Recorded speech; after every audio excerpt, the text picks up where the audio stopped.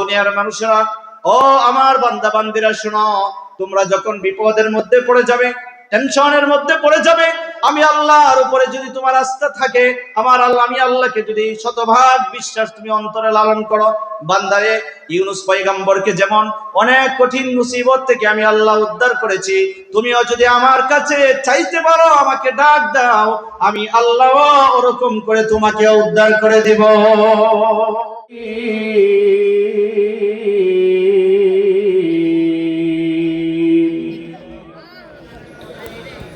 وقضى ربك ألا تعبدوا إلا إياه وبالوالدين إحسانا صدق الله العظيم وصدق رسوله النبي الكريم ونحن على ذلك لمن الشاهدين والشاكرين والحمد لله رب العالمين। এই যত ব্যবস্থাপনা হয়েছে সবগুলো আপনারই অবদান, আপনাদেরই অবদান। কথা বলেন ঠিক না?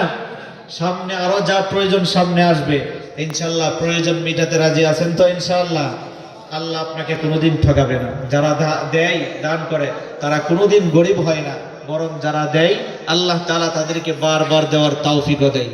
আল্লাহ রাব্বুল আলামিন বলছেন, বিসমিল্লাহির রহমানির রহিম,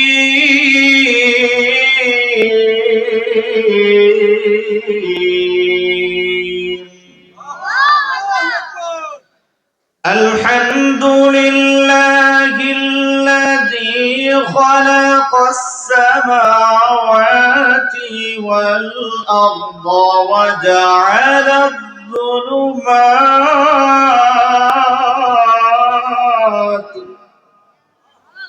وجعل الظلمات والنور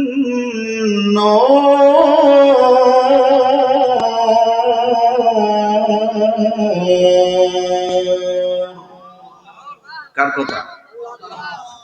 আল্লাহ রাব্বুল আলামিন বলছেন, বান্দারে আমার প্রশংসা করবে, কারণ তোমার দুই নয়নে যা দেখো আর যা না দেখো সব কিছু যিনি সৃষ্টি করেছেন তিনি কে?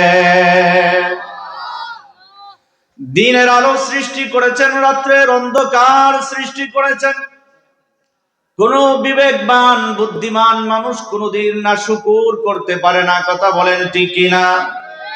আল্লাহ রাব্বুল আলামিন বলছেন, বান্দারে আমি আল্লাহর কাছে বান্দা তুমি কৃতজ্ঞ হও, তোমাকে শান্তির জীবন আমি আল্লাহ দিয়ে দেব। পড়েন সুবহানাল্লাহ। কার প্রশংসা করব? আল্লাহ রাব্বুল আলামিন বলছেন, কাইফা তাকফুরুনা বিল্লাহি ওয়া কুনতুম আমওয়াতা। আল্লাহ রাব্বুল আলামিন বলছেন, বান্দারে কেমন করে তুমি তোমার রবের নাশকরি করো, অকৃতজ্ঞ হও। অকৃতজ্ঞ মানুষ আমাদের সমাজে আছে না নাই? জোরে বলেন, কম না বেশি? রব্বুল আলামিন বলছেন, বান্দারে তুমি তো ছিলে মৃত, তোমার কোনো অস্তিত্ব ছিল না।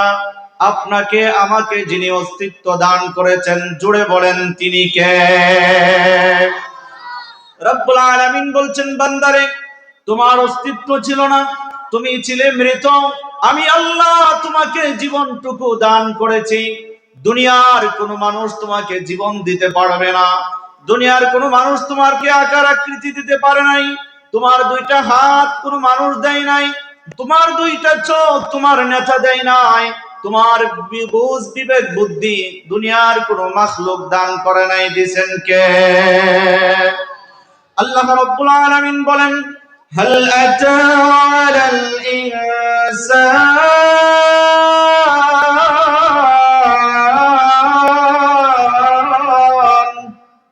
আল্লাহ রাব্বুল আলামিন বলছেন, বান্দারে এমন একটা সময় কি তুমি অতিবাহিত করো নাই যেই সময়টাতে তোমাকে উল্লেখ করার মতো তুমি কিছুই ছিলে না? কথা বলেন ঠিক কিনা? কে দিয়েছেন? কে সৃষ্টি করেছেন? রিজিকের ব্যবস্থা কে করেন? সুতরাং সব আসবাব ব্যবস্থাপত্র যিনি করেন, আইন মানা লাগবে তার, এই কথা বলেন ঠিক কিনা? সম্মানিত হাজিরিন, আপনাদের সামনে কোরআনুল কারীমের একটানা আয়াতের অর্ধেকটুকু তেলাওয়াত করেছি। এই অর্ধেকটুকুর আলোচনা ইনশাআল্লাহ আমরা শুনে এরপরে বাড়িতে যাব ইনশাআল্লাহ। তাআলা তৌফিক দান করেন, পড়েন আমিন। আল্লাহ রাব্বুল আলামিন বলছেন, وَقَضَى رَبُّكَ أَلَّا تَعْبُدُوا إِلَّا إِيَّاهُ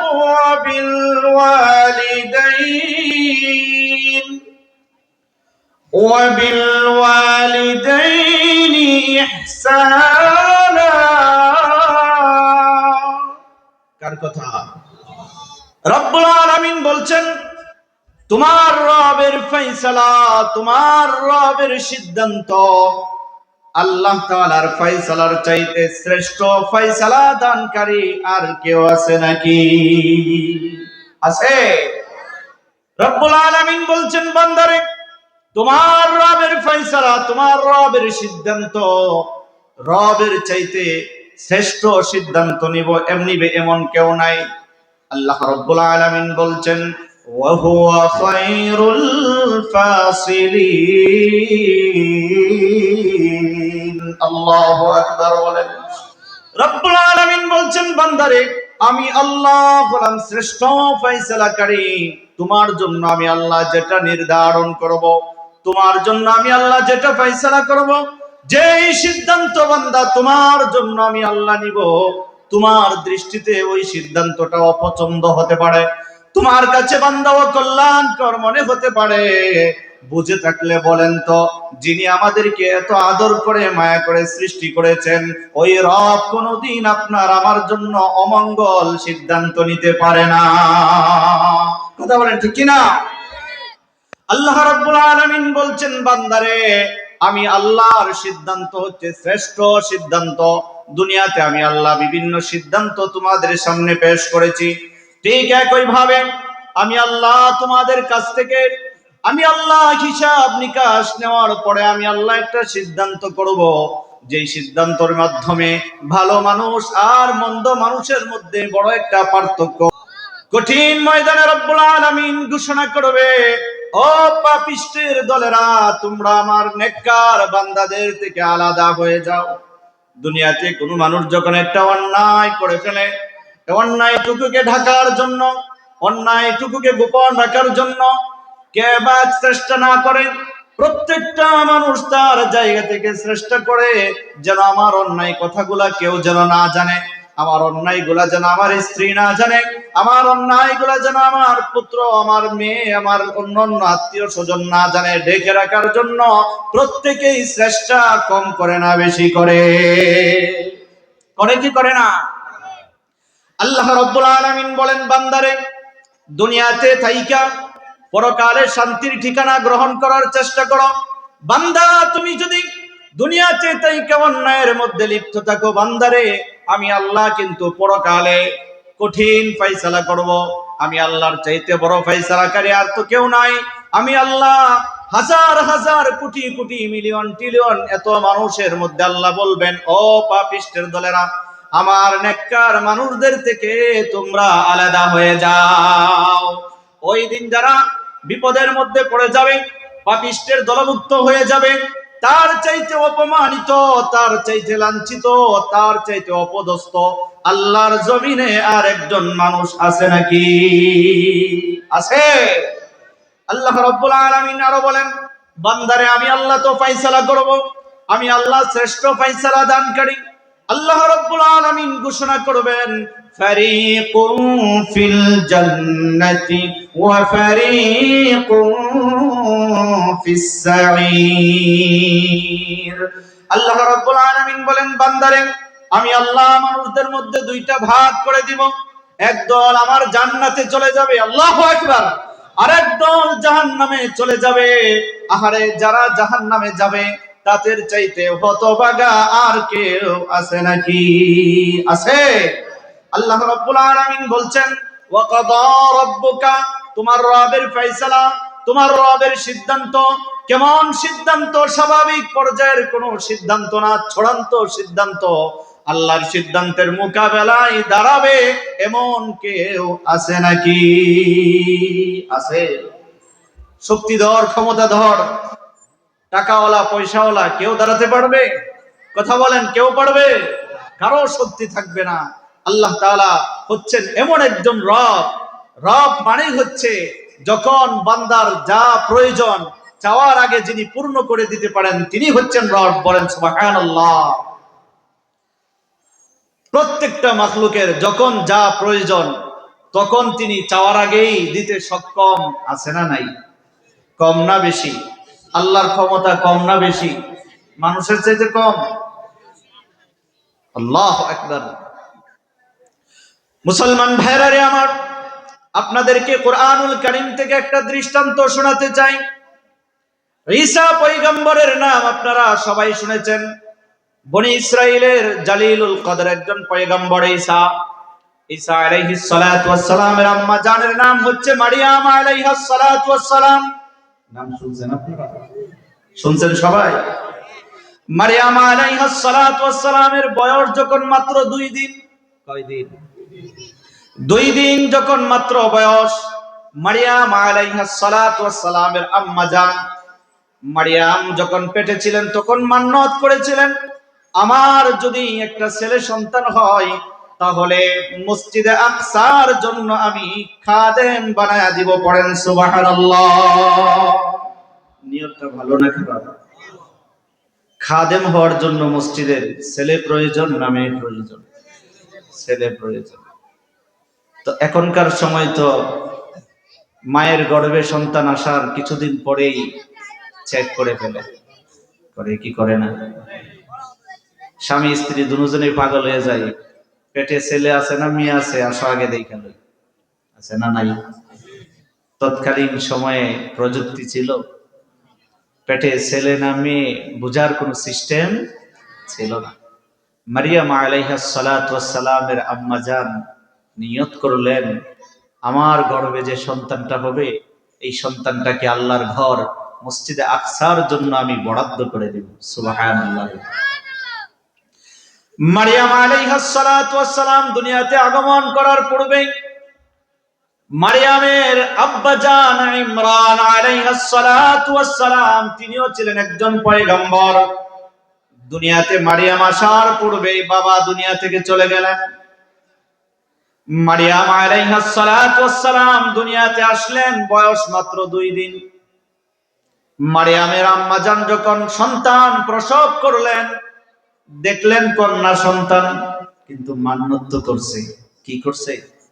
মান্নত করছে। মারিয়াম আলাইহাস সালাতু ওয়াস সালাম তো আমাদের দেশের মেয়েদের মতো মেয়ে ছিল। অনেক বরকতপূর্ণ একজন পয়গম্বরের আম্মা জান তিনি হবেন। আল্লাহু আকবার বলেন। বয়স যখন 2 দিন, এবার চিন্তা করলেন আমি তো মান্নত করেছিলাম, তো আমার সন্তান তো মেয়ে হয়ে গেল, আমি তো চাইছিলাম ছেলে, হয়ে গেল কি? কিন্তু মান্নত তো করে ফেলছে। মারিয়ামের আম্মা জান চিন্তা করলেন আমি আমার মেয়েকেই আল্লাহর ঘরের জন্য বরাদ্দ করে দিব। সুবহানাল্লাহ পড়বেন না? কে আমার ঘরের জন্য বরাদ্দ দিতে নিয়ে আসছে। সুবহানাল্লাহ। জাকারিয়া আলাইহিস সালাতু ওয়াস সালামের কাছে জিবরাইলের মাধ্যমে আল্লাহ ওহী পাঠিয়ে দিলেন। জাকারিয়া পয়গম্বর ওই সময়ের বাইতুল মুকাদ্দাসের খাদেম ছিল 27 জন। কয়জন? 27 জন খাদেম। মসজিদটা ছোট না বড়? বাইতুল মুকাদ্দাস যে মসজিদকে ইহুদিরা দখল করে রাখার জন্য সর্বোত্তম চেষ্টা করে যাচ্ছে, কথা বলেন ঠিক না? কিন্তু এই ঘর মুসলমানদের, কোন বেদিন নাস্তিক বেঈমানেরা কোনদিন দখল করে রাখতে পারবে না। মুসলমানদের ঘর মুসলমানের হাতে যিনি ফিরিয়ে দিবেন তিনি কে? মারিয়াম আলাইহাস সালাতু ওয়াস সালামকে নিয়ে আসতেছে। আসার আগেই জাকারিয়া পয়গম্বরের কাছে সংবাদ চলে আসলো, যিনি মসজিদে আকসার ইমাম জাকারিয়া। জাকারিয়া আলাইহিস সালাতু ওয়াস সালাম খাদেমদেরকে ডাইকা বললেন, ও খাদেমেরা, আল্লাহর এই ঘরের জন্য একজন কন্যা বরাদ্দ হতে যাচ্ছে, যে কন্যাটা আমার এই ঘরের খেদমত করবে, আল্লাহর ঘর মসজিদের খেদমত করবে। খেদমতের উপযুক্ত হওয়ার জন্য তো সময়ের প্রয়োজন। যে কন্যাকে নিয়ে আসতেছে সে তো মসজিদের খেদমত করবে দূরের কথা, সবাই মিলে তার খেদমত করা লাগবে। কথা বলেন ঠিক না? জাকারিয়া আলাইহিস সালাতু ওয়াস সালাম সব খাদেমকে ডেকে ডাইকা বললেন, অনেক বরকতপূর্ণ মেয়েটা, অনেক কল্যাণময়। তখন খাদেম সবাই ডাইকা বলতেছে, তাহলে তার লালন পালনের দায়িত্ব আমি নিব। আরেকজন আইসা বলে, ও জাকারিয়া পয়গম্বর, তার লালন পালনের দায়িত্ব আমি নিব। আরেকজন আইসা বলতেছে, ও জাকারিয়া পয়গম্বর, তার দায়িত্ব পালনের জিম্মাদারি আমি নিব। সুবহানাল্লাহ পড়েন। সবাই নিতে পাগল পড়া। জাকারিয়া আলাইহিস সালাতু ওয়াস সালাম তিনি নিজেও বলে যে না, তার দায়িত্ব আমি নিব। আল্লাহু আকবার। আল্লাহ রাব্বুল আলামিন জাকারিয়া পয়গম্বরের কাছে ওহী পাঠালেন, ও জাকারিয়া পয়গম্বর, মারিয়ামের লালন পালনের দায়িত্ব সবাই নিতে চায়। মানুষ হইছে একজন, নেওয়ার জন্য পাগল পারা 29 জন, 27 জন খাদেম, একজন মুয়াজ্জিন সাহেব আর একজন ইমাম সাহেব। কয়জন হলো? মানুষ হইছে একজন, নেওয়ার জন্য পাগল হইছে 29 জন। সবাই তো আর নিতে পারবে না, সেটার সমাধান কিভাবে হবে? আল্লাহ রাব্বুল আলামিন জাকারিয়া পয়গম্বরের কাছে জিবরাইলের মাধ্যমে ওহী পাঠালেন, ও জিবরাইল, আমার পয়গম্বর জাকারিয়ার কাছে যে ওহী নিয়ে যাও, যে বলো লটারি হবে, লটারির মধ্যে যে ফার্স্ট হবে মারিয়ামের খেদমতের দায়িত্ব জিম্মাদারি ওই ব্যক্তিটাই গ্রহণ করবে। লটারিটা কেমন হবে? জর্ডানে একটা নদী আছে, ওই নদীর মধ্যে 29 জনেই কলম নিক্ষেপ করবে। পানির স্রোত বহমান, ওই সময় কলম পানির মধ্যে রাখলে কলম থাকবে না দৌড় দিবে? সবাই বলে না, থাকবে না দৌড় দিবে? জাকারিয়া আলাইহিস সালাতু ওয়াস সালাম সবার মধ্যে ঘোষণা করলেন, এই স্রোতের মধ্যে কলম নিক্ষেপ করা হবে, যার কলমটা জায়গার মধ্যে স্থির থাকবে মারিয়ামের খেদমতের জিম্মাদারি ওই মানুষটাই নিয়ে যাবে। লটারি দেওয়া হলো, সবাই যার যার কলম পানির মধ্যে নিক্ষেপ করলো। নিক্ষেপ করার সাথে সাথে সবার কলম পানির স্রোতের সাথে চলে গেল। জাকারিয়া আলাইহিস সালাতু ওয়াস সালামের কলমটা পানির মধ্যে জায়গার মধ্যে স্থির করে যিনি রেখেছেন তিনি কে? জাকারিয়া আলাইহিস সালাতু ওয়াস সালাম হলেন মারিয়াম আলাইহিস সালাতু ওয়াস সালামের খালু। খালু এবার মারিয়ামের দায়িত্ব জিম্মাদারি নিয়ে নিল।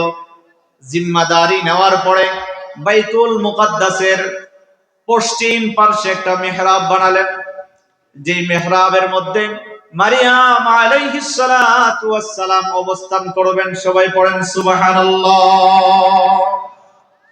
জাকারিয়া আলাইহিস সালাতু ওয়াস সালাম মেহরাব বানানোর পরে ওই ঘরের মধ্যে ছোট্ট একটা ঘর, ওই ঘরের মধ্যে মারিয়াম জীবন যাপন করছে।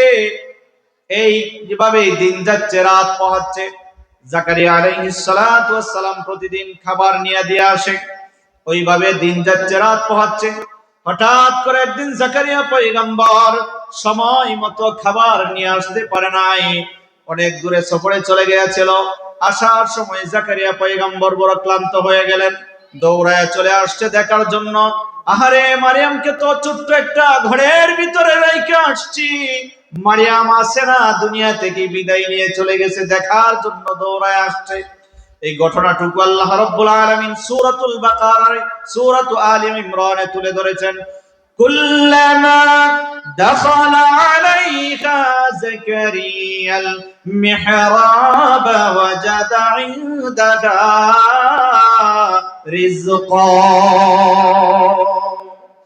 আল্লাহ রাব্বুল আলামিন তুলে ধরলেন, জাকারিয়া পয়গম্বর যখন মারিয়ামকে দেখার জন্য ঘরের মধ্যে প্রবেশ করলো, ঘরের মধ্যে প্রবেশ করে জাকারিয়া পয়গম্বর আশ্চর্য হয়ে গেল। বলতেছিলাম মুসলমান ভাইরা রে আমার, রব হচ্ছেন তিনি, যখন বান্দার যা প্রয়োজন চাওয়ার আগে যিনি পূরণ করে দিতে পারেন তার নামই হচ্ছে রব। মারিয়াম আলাইহিস সালাতু ওয়াস সালামকে দেখে জাকারিয়া পয়গম্বর আশ্চর্য হয়ে গেল, কি ব্যাপার মারিয়াম, তোমার সামনে আনসিজন ফলমূলাদি দেখা যায়, এখন হচ্ছে শীতকাল, এখন কাঁঠাল খুঁজে পাওয়া যাবে না। পাওয়া যাবে নাকি? এখন তো পাওয়া যাইলে যাইতেও পারে, কারণ এখন হচ্ছে কোলেস্টোরের যুগ, ফ্রিজের যুগ। কোলেস্টোরের মধ্যে বিভিন্ন ভাবে রাখা যায়, যায় কি যায় না? তৎকালীন সময়ে কোনো ব্যবস্থা ছিল না। সিজন যেই সময় যেটা ওই সময় পাওয়া যেত, সিজন শেষ হয়ে গেলে আর পাওয়া যেত না। মারিয়াম আলাইহিস সালাতু ওয়াস সালামের সামনে আনসিজন ফল ফলাদি দেখা যাচ্ছে। জাকারিয়া পয়গম্বর আশ্চর্য হয়ে গেল, আশ্চর্য হয়ে ডাক দিয়ে বলে, قال يا مريم أنى لك هذا। ও মারিয়াম, তোমার সামনে আনসিজন ফল, এগুলা কোত্থেকে আসছে? এই ফলগুলা তো এখন হওয়ার সময় না। জাকারিয়া পয়গম্বর আশ্চর্য হয়ে বলতেছে। মারিয়াম আলাইহিস সালাতু ওয়াস সালাম বলতে লাগলেন, ও খালুজান, এই ফলগুলা কোত্থেকে আসছে জানেন? قال يا مريم أنى لك هذا قالت هو من عند الله। আল্লাহু আকবার বলেন। মারিয়াম আলাইহিস সালাতু ওয়াস সালাম ডাক দিয়ে বলেন, খালুজান, আমার সামনে যে ফলগুলা দেখতে পাই, এই ফলগুলা দুনিয়ার কোনো ফল ফলাদি না। এই ফলগুলা হচ্ছে আমার রিজিকের প্রয়োজন, খাবারের প্রয়োজন। আল্লাহ রাব্বুল আলামিন আমার জন্য জান্নাত থেকে ফেরেশতার মাধ্যমে পাঠায়া দিবেন। জোরে জোরে বলেন সুবহানাল্লাহ। মারিয়াম আলাইহিস সালাতু ওয়াস সালাম বললেন, ইন্নাল্লাহা ইয়ারযুকু মান ইয়াশাউ বিগাইরি হিসাব।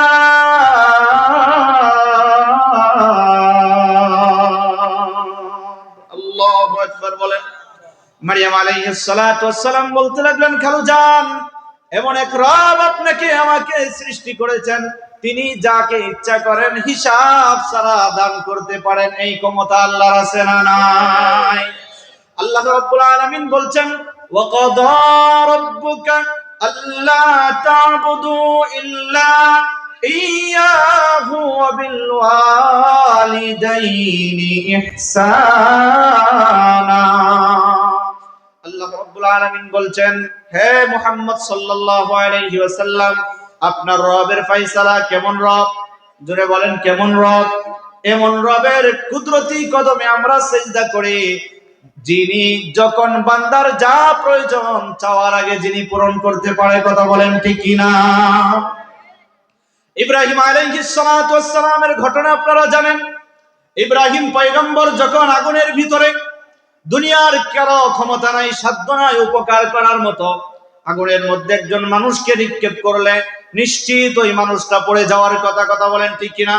যদি বিশ্বাস না হয় মুসলমান ভাইরা রে আমার, বাড়িতে যাওয়ার পরে মোমবাতির আগুনের মধ্যে হাতটা 1 মিনিট ধরে রেখে দেখবেন আগুন আপনার হাতটা জ্বালাতে পারে কি পারে না। ইব্রাহিম পয়গম্বরকে যখন নমরুদ বাহিনী আগুনের মধ্যে নিক্ষেপ করলো, দুনিয়ার কারো সাধ্য নাই, কারো ক্ষমতা নাই আগুন থেকে বাঁচাবার জন্য, কিন্তু আমরা যে রবের কুদরতি কদমে সিজদা করি, এই রব ইচ্ছা করলে বাঁচাতে পারেন কি পারেন না?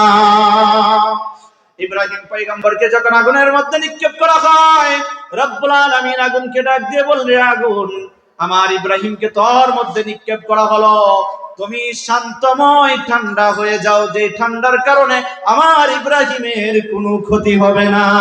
সুবহানাল্লাহ পড়েন।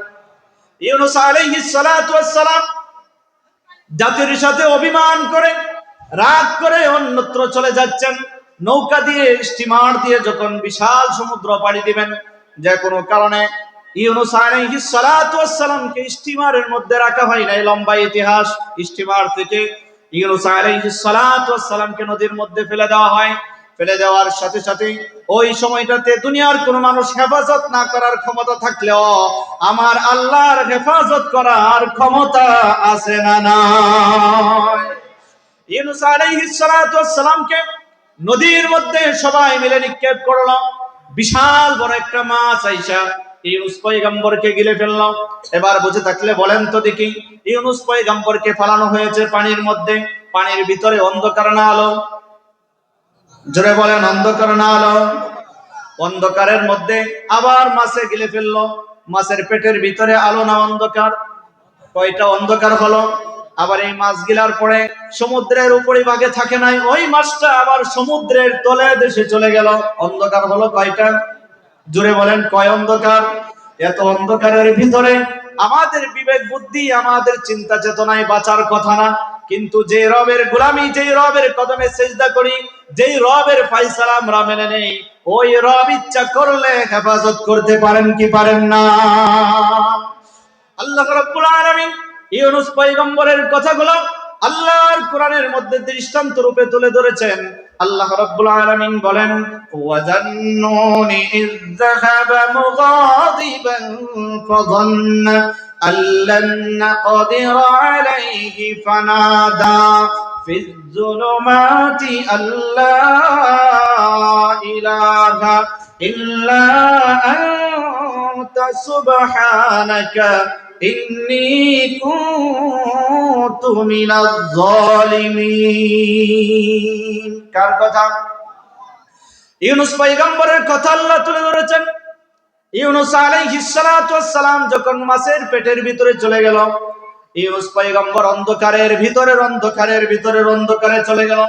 এত অন্ধকারে যাওয়ার পরে আল্লাহ রাব্বুল আলামিনের কাছে প্রার্থনা করছে, রব্বুল আলামিন, তুমি ছাড়া হেফাজত করার, তুমি ছাড়া বাঁচাবার পৃথিবীতে আর কারো সাধ্য নাই, তোমার কাছে আমি আশ্রয় চাচ্ছি। আল্লাহ রাব্বুল আলামিন বললেন, কোন বান্দা যখন বিপদের মধ্যে পড়ে যায়, টেনশনের মধ্যে পড়ে যায়, পেরেশানির মধ্যে পড়ে যায়, রবকে যখন ডাক দেয়, আল্লাহ রাব্বুল আলামিন বলেন, ওই বান্দার ডাকে আমি আল্লাহ সাড়া দিয়ে দেই। পড়েন সুবহানাল্লাহ। আল্লাহ রাব্বুল আলামিন বললেন, ফাস্তাজাবনা লাহু ওয়া নাজ্জায়নাহু মিনাল গাম্মি ওয়া কাযালিকা নুজিল মুমিনিন।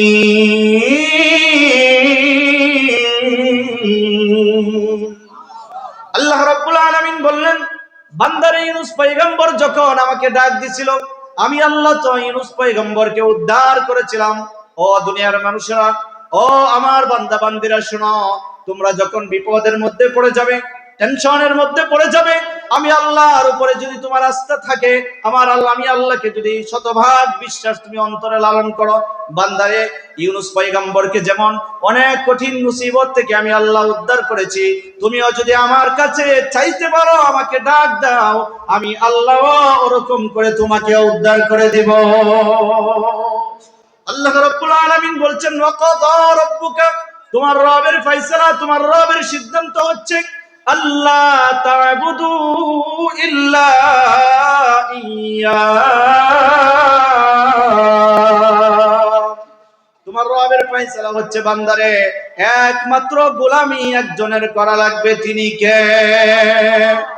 একমাত্র তোমার রবকে সন্তুষ্ট করার জন্য, তোমার রবকে রাজি করার জন্য, বান্দা, যদি একটা সিজদা তুমি তোমার রবকে দিতে পারো, রব্বুল আলামিন বলে, বান্দারে, চোখে দুই ফোঁটা পানি যদি ফেলে আমি আল্লাহর কাছে চাইতে পারো, আমি আল্লাহ তোমার পিছনের সব মাফ করে দেব। বলেন সুবহানাল্লাহ। আল্লাহ রাব্বুল আলামিন বলছেন, ইন্নানি আনাল্লাহ লা ইলাহা ইল্লা আনা ফা'বুদনি ওয়া আকিমিস সালাতা লিযিকরি। কার কথা? আল্লাহ রাব্বুল আলামিন বলছেন, বান্দারে, নিশ্চয় আমি হচ্ছি আল্লাহ, আমি ছাড়া কোনো ইলাহ নাই। আল্লাহ ছাড়া কোনো ইলাহ আছে নাকি? সাহায্য দানকারী আছে নাকি? রিজিক দাতা আছে নাকি? মাঝে মধ্যে আমরা ব্যবসাকে রিজিক দাতা মনে করি, মাঝে মধ্যে আমরা চাকরিকে রিজিক দাতা মনে করি।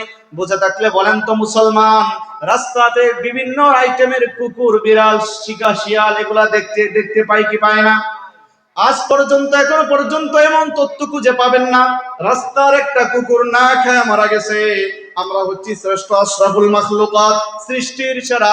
আমরা যদি রবের কদমে সিজদা দেই, রবের কাছে আশ্রয় প্রার্থনা করি, সাহায্য চাই, এই রব কোনোদিন আমাদেরকে রিজিকের অভাবে কষ্ট দিবে না। কথা বলেন ঠিক কি না? আল্লাহ রাব্বুল আলামিন বলছেন, বান্দারে, উদউনি আস্তাজিব লাকুম, বান্দা, তুমি আমার কাছে চাও, আমি তোমাকে দিব। সুবহানাল্লাহ পড়েন। প্রশ্ন হতে পারে, আল্লাহ এত মানুষ থাকার পরে আল্লাহ সবারটাকে কেমনে সাড়া দিবে? আল্লাহ রাব্বুল আলামিন বলেন, বান্দারে আমি প্রত্যেকটা মানুষের সাথে আছি, বান্দা তোমার কি লাগবে আমার কাছে চাও, তোমার চাহিদা পূরণ করার মতো ক্ষমতা সাধ্য আমি আল্লাহ আছে না নাই? আল্লাহ রাব্বুল আলামিনকে একমাত্র তারই গোলামি করা লাগবে। বান্দা যখন তার হয়ে যাবে, আল্লাহ বলেন মাল্লাহুল মাওলা, একটা আরবি প্রবাদ আছে, মাল্লাহুল মাওলা ফালাহুল কুল। মানুষ যখন আল্লাহর জন্য হয়ে যায়, আল্লাহ তার হয়ে যায়। সুবহানাল্লাহ বলেন। আল্লাহর জন্য হয়ে গেলে আল্লাহ কার হয়ে যাবে? আমরা আল্লাহর হতে রাজি আছি তো ইনশাআল্লাহ? একমাত্র যা চাওয়ার তার কাছে চাবো। মাজারেও যাওয়ার দরকার নাই, পীর বাবার কাছে যাওয়ার দরকার নাই। যুবক ছেলে বিবাহ শাদী করছে, 1 বছর সন্তান হয় না, 2য় বছরও হয় না, 3য় বছরও হয় না, এবার মিজাজ গরম হয়ে গেছে। আর একজনে বুদ্ধি দেয়, বন্ধু তোমার সন্তান হয় না, শাহজালাল বাবার দরবারে দৌড়াও, বাবা তোমাকে সন্তান দিয়ে দিবে। পড়েন নাউজুবিল্লাহ। বাবার ক্ষমতা আছে নাকি? সন্তান দেওয়ার ক্ষমতা কার? শাহজালাল বাবার মাজার জিয়ারত করার জন্য গেছে, এই কপাল পোড়া এতটুকু চিন্তাও করলো না যে শাহজালাল বাবা সে নিজের খবরে আছে না নাই আল্লাহই জানে।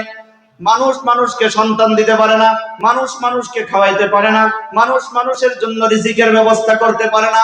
রিজিকের ব্যবস্থা একজন করেন, তিনি কে? অনেক সময় চিন্তা হয়, হুজুর আপনার ঘরে তো আমরা খাওয়াই, খাওয়ান কে? আপনার মাধ্যমে খাওয়ায়, এর মানে আপনার ভাগ্য বড় ভালো। সুবহানাল্লাহ। সবাই সবাইকে খাওয়াইতে পারে? জোরে বলেন, সবাই সবাইকে খাওয়াইতে পারে? সবাই সবাইকে পারে না।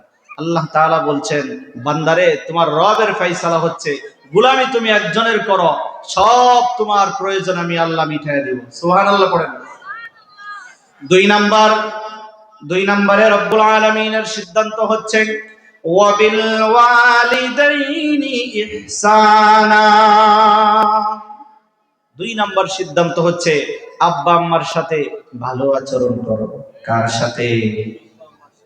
আজকের সমাজ বড় দুঃখ হয় বলতে, সন্তান বড় হয়ে গেলে আব্বা আম্মাকে চেনে না। এমন সন্তান আপনাদের এলাকায় নাই? আছে?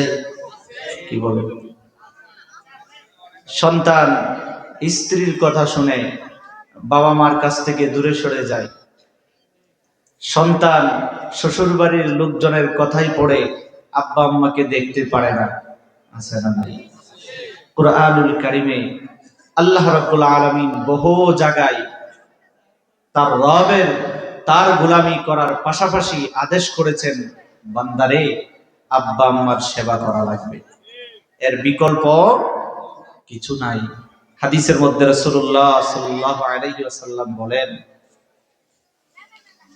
قال النبي صلى الله عليه وسلم رضا الرب في رضا الوالد وسخط الرب في سخط الوالد। রাসূলুল্লাহ বলেন, আব্বা আম্মার সন্তুষ্টি আল্লাহর সন্তুষ্টি। সুবহানাল্লাহ বলবেন। বাবা মার সন্তুষ্টিতে কার সন্তুষ্টি? আপনি অনেক বড় হাজী সাহেব, মনে মনে চিন্তায় একেবারে কলিজা ফেটে যাচ্ছে যে আমি এতবার হজ করছি, আমি তো মনে হয় সবার আগে জান্নাতে যাব। আমি এত বড় নামাজি, 1 ওয়াক্ত নামাজও বাদ দেই না, রোজা একটাও বাদ দেই না, দান খায়রাত এত বেশি করি, তো আমি জান্নাতে না গেলে কে যাবে? এমন আশা লালনকারী মানুষের সংখ্যা কম না বেশি? কিন্তু আব্বা আম্মার সাথে সম্পর্ক খারাপ। কসম করে বলতে পারি মুসলমান, বাবা মাকে অসন্তুষ্ট রেখে বাইতুল্লাহর গিলাফ ধরে যদি কিয়ামত পর্যন্ত আল্লাহ আল্লাহ বলে চিল্লান, আল্লাহর কাছে একটা চিল্লানিও কবুল হবে না। কথা বলেন ঠিক কি না? আব্বা আম্মাকে খুশি করার জন্য বহুত টাকা পয়সার প্রয়োজন নাই, অনেক কষ্ট করতে হবে ব্যাপারটা এমন না। আপনি ঢাকা শহরে চাকরি করেন, 2 সপ্তাহ 3 সপ্তাহ 1 মাস পরে বাসায় আসেন, আসতে আসতে রাত্র হয়ে যায়, সবার আগে আব্বা আম্মার কাছে যান, যাই জিজ্ঞেস করেন, এতেই আব্বা আম্মা খুশি। কথা বলেন ঠিক কি না? অনেক সন্তান এমন আছে, মাসের পর মাস চলে যায়, দিনের পর দিন যায়, রাতের পর রাত যায়, আব্বা আম্মাকে একটা বার আম্মা বলে ডাক দেয় না, আব্বা বলেও ডাক দেয় না। আব্বা আম্মা ঘরের কোনায় বসে বসে চোখের পানি ছেড়ে সন্তান স্ত্রী তার সন্তানদেরকে নিয়ে শ্বশুর বাড়ির লোকজনদেরকে নিয়ে বড় আনন্দে দিন পার করে, আছে না নাই? আব্বা আম্মা ঘরের কোনার মধ্যে বসে বসে কাঁদে। আরে মুসলমান, আব্বা আম্মা যদি মূর্খ হয়, আব্বা আম্মা যদি অশিক্ষিত হয়, আব্বা আম্মা যদি বেঈমান নাস্তিক কাফের বেঈমান হয়, আল্লাহর কোরআন বলে, রাসূলুল্লাহর হাদিস বলে, তারপরেও তাদের সাথে দুরাচরণ করা যাবে না, অন্যায় আচরণ করা যাবে না, খারাপ ব্যবহার করা যাবে না। আব্বা আম্মার মনের মধ্যে যদি কষ্ট থাকে, কিয়ামত পর্যন্ত আপনি হজ করতে পারেন, নামাজ পড়তে পারবেন, সব করতে পারবেন, যিনি আপনার একটা আমলও কবুল করবে না তিনি কে? এক আল্লাহর বান্দা মাকে, বৃদ্ধ মাকে বহন করে এক জায়গা থেকে অন্যত্র নিয়ে যায়।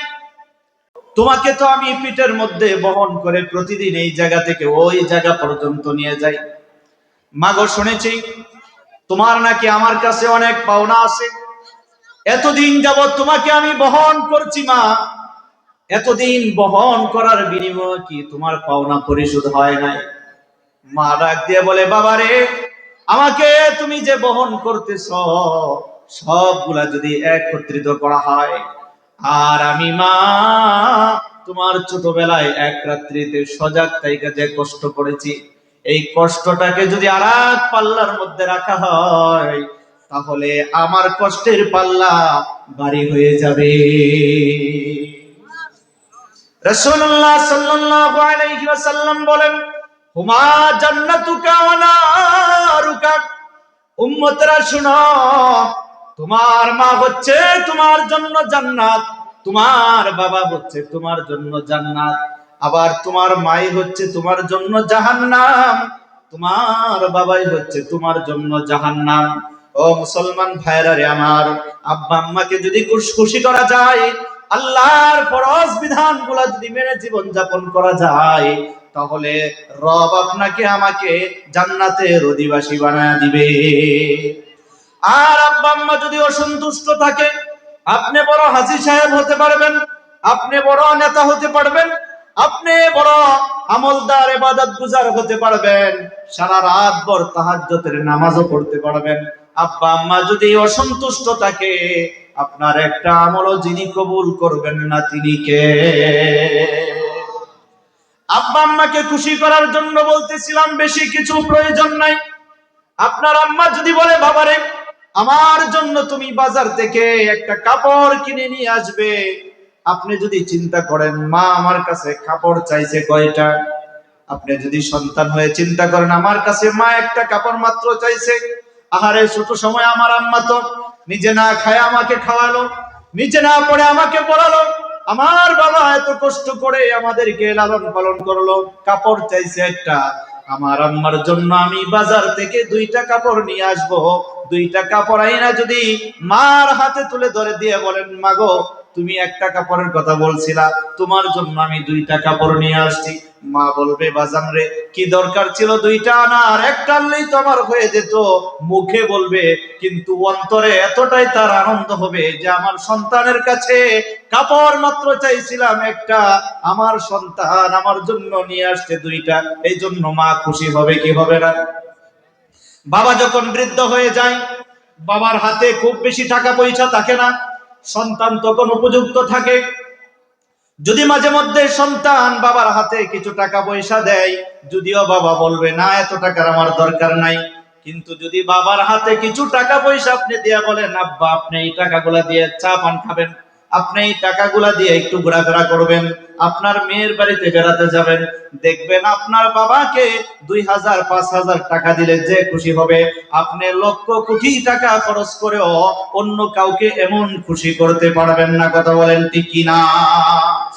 আল্লাহ রাব্বুল আলামিন বলেন, ওয়া বিল ওয়ালিদাইনি ইহসানা। আল্লাহ আল্লাহ রাব্বুল আলামিন বলেন বান্দারে আমি আল্লাহর গোলামি করবে, একমাত্র আমি আল্লাহর কদমে সিজদা দিবে, এরপরে আব্বা আম্মার সাথে ভালো আচরণ করবে, খারাপ আচরণ করবে না, জোরে কথা বলবে না, গাল মন্দ করবে না, তাদেরকে আদর যত্ন করবে, বৃদ্ধ হয়ে গেলে তাদের কি প্রয়োজন সবগুলা প্রয়োজন মিটানোর জিম্মাদারি আল্লাহ রাব্বুল আলামিন আমাদেরকে দান করেছেন। কথা বলেন ঠিক কিনা? এই জন্য আব্বা আম্মার খেদমত করা দরকার আছে না নাই? তাদের সামনে সব সময় গলার আওয়াজটাকে নিচু করবেন। বাহিরে আপনি যত বড় বীর পুরুষ হন না কেন, আব্বা আম্মার কাছে কখনোই বীর পুরুষ দেখাবার চেষ্টা করা যাবে না। কথা বলেন ঠিক কিনা? আব্বা আম্মা যদি আপনার উপরে অসন্তুষ্ট হয়ে যায়, আপনার দুনিয়া শেষ হয়ে যাবে, আখিরাতকে যিনি বরবাদ বানায়া দিবেন তিনি কে? আপনাদের মধ্যে অনেকে আছেন এমন, হুজুর আব্বা আম্মার কথা বলছেন, তখন তো বুঝি নাই আব্বা আম্মা দুনিয়া ছেড়ে চলে গেছে, এখন আমার করণীয় কি? এমন মানুষ আছে না নাই? কথা বলেন আছে না নাই? আল্লাহ রাব্বুল আলামিন বলেন বান্দারে তোমার আব্বা দুনিয়া থেকে বিদায় নিয়ে চলে গেছে, তোমার আম্মা দুনিয়া থেকে বিদায় নিয়ে চলে গেছে, তোমার করণীয় হচ্ছে কিছু কিছু করণীয় আছে। এক নাম্বার করণীয় হলো সব সময় নামাজ পড়ে আব্বা আম্মার জন্য দোয়া করতে হবে। রব্বুল আলামিন কোরআনুল কারীমে বলেন রব্বিরহামহুমা কামা রাব্বায়ানি সগীরা। রবের কাছে বান্দার প্রার্থনা হলো রব্বুল আলামিন আমার আব্বা আম্মা আমাকে ছোটবেলায় যেমন করে আদর সোহাগ করেছে, আমার আব্বা আম্মা দুনিয়াতে নাই, কবরে চলে গেছে। আল্লাহ দুনিয়ার কেউ জানে না 3.5 হাত মাটির নিচে বাঁশ বাগানে শুয়ে আছে। দুনিয়ার সব জায়গার খবর নেওয়া যায়, 3.5 হাত মাটির নিচের সংবাদ আজ পর্যন্ত কোনো মানুষ নিতে পারছে নাকি? রব্বুল আলামিন বলে দিয়েছেন, শিখাইছেন বান্দারে আব্বা আম্মার জন্য মন খুলে দোয়া করবে। আব্বা আম্মা দুনিয়াতে নাই, দুনিয়াতে থাকলে তাদের ভরণ পোষণ করার জিম্মাদারি সন্তানের। কথা বলেন ঠিক কিনা? কিন্তু আব্বা আম্মা দুনিয়াতে বেঁচে নাই, আব্বা আম্মার বন্ধু বান্ধবী আছে না নাই? তাদের সাথে মাঝে মধ্যে তাদের সাথে দেখা সাক্ষাৎ করা, তাদেরকে মাঝে মধ্যে দাওয়াত করে আপ্যায়ন করা, এটা হচ্ছে নৈতিক দায়িত্ব। কারণ আব্বা দুনিয়াতে নাই, আম্মা দুনিয়াতে নাই, কবরে শুয়ে আছে। কোন হালতে শুয়ে আছে দুনিয়ার কোন মানুষ বলার সক্ষমতা আছে নাকি? আছে? অনেকের আব্বা আম্মা দুনিয়া ছেড়ে অন্ধকার কবরে শায়িত। আহারে মনে বড় ইচ্ছা হয় আব্বা যদি বেঁচে থাকতো। আগে টাকা পয়সা ছিল না, আব্বা আম্মার খেদমত তেমন করতে পারি নাই, এখন টাকা পয়সা হয়েছে কিন্তু আব্বা আম্মা দুনিয়াতে নাই। এমন মানুষ আছে না নাই? অনেক ইচ্ছা হয় আব্বাকে কিছু কিনে যদি খাওয়াইতে পারতাম, আম্মাকে যদি কিছু টাকা পয়সা তার হাতে দিতে পারতাম, আহারে কত শান্তি লাগতো। রব্বুল আলামিন বলেন বান্দারে তোমার আব্বা আম্মা দুনিয়া থেকে চলে গেছে, আমি আল্লাহ সেই পথটুকু তোমাদের জন্য রেখে দিলাম। এই সালে সব দুনিয়াতে বান্দা তুমি করবা, পরকালে কবর জগতে তোমার আব্বা আম্মার কাছে আমি আল্লাহ পৌঁছে দিব। সুবহানাল্লাহ পড়েন। অনেক টাকা হয়েছে, পয়সা হয়েছে, আপনি মাঝে মধ্যে মসজিদে আল্লাহর ঘরে কিছু আব্বা আম্মার জন্য দেন, মাদ্রাসার মধ্যে আব্বা আম্মার জন্য দেন, যাকাতের টাকা পয়সাগুলা মাদ্রাসাতে দেন। দেওয়ার দ্বারা ফায়দা কি হবে? মাদ্রাসাতে অনেক গরিব ছেলেমেয়ে আছে যারা টাকার অভাবে বড় কষ্টে দিন পার করতেছে। কিছু টাকা যদি আব্বা আম্মার সওয়াবের জন্য আপনি দান করেন, যিনি আপনার আব্বা আম্মার কবরে সওয়াব পাঠায়া দিবেন তিনি কে? এই শক্তি আল্লাহর আছে না নাই? এই ক্ষমতা আছে না নাই? ইসালে সব করবেন, আপনার আব্বা আম্মা কবরে শুয়ে পাবে। এই শীতের রাত্রিতে আপনি যখন ঘরে যাবেন, কম্বল ছাড়া আপনার ঘুম হবে না। আপনার আব্বাকে আপনার আম্মাকে মাত্র 3টা অথবা 5টা কাপড় দিয়ে আপনি বাঁশ বাগানে শুয়ে রাইখে আসছেন। আজকে 10টা বছর হয়ে গেল, 5টা বছর হয়ে গেল, 20 বছর হয়ে গেল, বাবার কথা মনে করে, আম্মার কথা মনে করে যখন আপনি মসজিদে দিবেন কিছু, মাদ্রাসায় দিবেন কিছু, ইখলাসের সাথে, যিনি আপনার এই দানটাকে কবুল করে নেবেন তিনি কে? দিতে রাজি আছি তো ইনশাআল্লাহ? আমাদের এই সমস্ত প্রতিষ্ঠানগুলো আপনার অর্থায়নে পরিচালিত হয়। যখন যার যতটুকু সাধ্য হয় আপনি দান করবেন, আপনার দানের টাকা 1 টাকাও নষ্ট হবে না। যিনি ব্যাংকে আখিরাতের জন্য জমা করে রেখে দিবেন তিনি কে?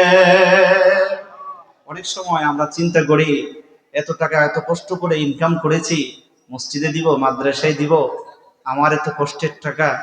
অনেক সময় এমন চিন্তা মানুষের দিলে আসে কি আসে না?